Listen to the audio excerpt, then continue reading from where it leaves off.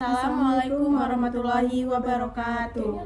Baik, di sini saya Devi Anastasia sebagai moderator dengan NPM 2311011008 dan rekan Saya Sukma Warni dengan NPM 2311060165. Di sini kami dari kelompok 10 dengan judul Perubahan Konseptual.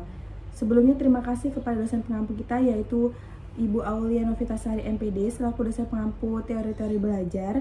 Langsung saja di sini kami ingin mempresentasikan hasil diskusi kami. Yang pertama yaitu yang akan disampaikan oleh rekan saya itu kepada Sukma Warni, dipersilakan. Baiklah, di sini saya akan menjelaskan strategi mengatasi miskonsepsi.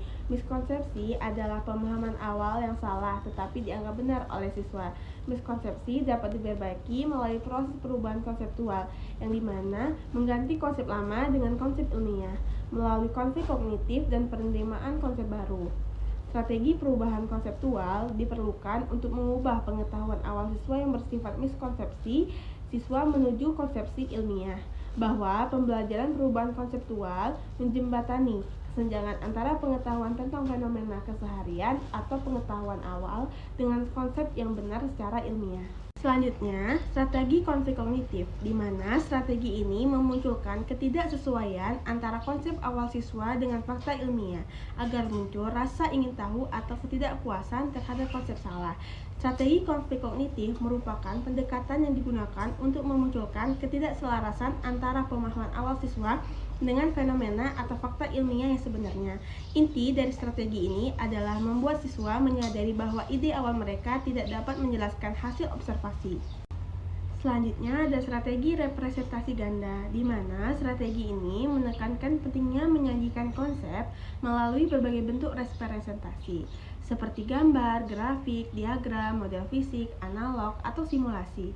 Miskonsepsi sering muncul karena siswa hanya mengenal konsep dari satu bentuk penyajian, sehingga representasi ganda membantu memperluas cara mereka memahami informasi dengan melihat konsep dari berbagai representasi. Seperti siswa dapat membangun pemahaman yang lebih lengkap dan konsisten. Selanjutnya ada penggunaan pertanyaan diagnostik, di mana pertanyaan diagnostik adalah instrumen yang dirancang untuk mengidentifikasi pengetahuan awal siswa, termasuk kesalahan konsep. Pertanyaan ini dapat berupa pilihan ganda beralasan atau soal uraian pendek. Dengan informasi yang diperoleh, guru dapat menentukan bagaimana konsep mana yang harus diperbaiki serta strategi pembelajarannya. Selanjutnya ada pemanfaatan analogi. Analogi adalah strategi yang membandingkan konsep abstrak dengan konsep yang lebih dekat dengan kehidupan sehari-hari siswa. Melalui analogi, siswa dapat mengaitkan konsep baru dengan struktur mental yang sudah mereka pahami sebelumnya. Namun, analogi harus digunakan secara hati-hati agar tidak menimbulkan miskonsepsi baru jika perbandingannya tidak tepat. Selanjutnya ada pembelajaran berbasis penemuan, adalah strategi yang memberikan kesempatan kepada siswa untuk menemukan sendiri konsep melalui proses eksplorasi, percobaan, atau pemecahan masalah. Ketika siswa mengalami dan menemukan konsep secara mandiri, miskonsepsi lebih mudah diperbaiki karena mereka menggantikan pemahaman awal dengan bukti yang mereka peroleh sendiri. Ada model POE. Model POE merupakan pendekatan yang mengajak siswa untuk memprediksi suatu fenomena, mengamati hasil nyata, dan kemudian menjelaskan kembali berdasarkan temuan mereka. Perbandingan antara prediksi dan hasil observasi membuat siswa menyadari miskonsepsinya. Proses ini membantu memperkuat pemahaman ilmiah yang benar.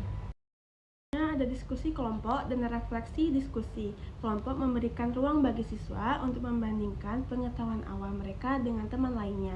Melalui proses argumentasi dan klarifikasi, siswa dapat memperbaiki konsep yang salah.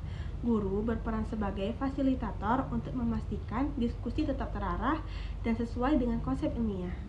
Baik, materi selanjutnya yaitu pembelajaran berbasis penemuan dan penyesuaian konsep. Jadi, discovery learning ini adalah pendekatannya menempatkan peserta didik sebagai pusat proses belajar. Guru tidak memberikan konsep secara langsung dalam bentuk akhir, melainkan mendorongkan siswa untuk menemukan sendiri konsep tersebut melalui kegiatan seperti observasi, diskusi, pengolahan informasi, atau percobaan. Dengan cara ini, siswa belajar lebih aktif dan memahami materi secara lebih mendalam, karena mereka terlibat langsung dalam proses menemukan jawaban.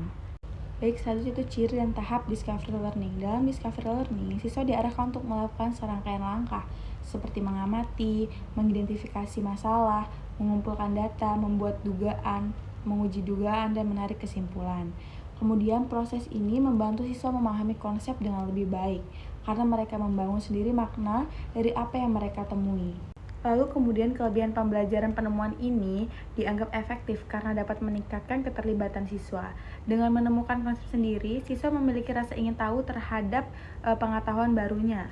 Selain itu, pembelajaran penemuan juga membantu mengurangi ketergantungan siswa pada guru dan membuat mereka lebih mandiri dalam belajar. Lalu penyesuaian konsep. Penyesuaian konsep ini adalah proses untuk mengubah pemahaman awal siswa yang salah, miskonsepsi menjadi pemahaman ilmiah yang benar. Banyak siswa membawa konsep yang keliru dalam pengalaman sehari-hari atau pembelajaran sebelumnya. Ketika konsep baru bertentangan dengan konsep lamanya, terjadilah konflik kognitif yang memaksa siswa untuk mempertimbangkan ulang pemahamannya.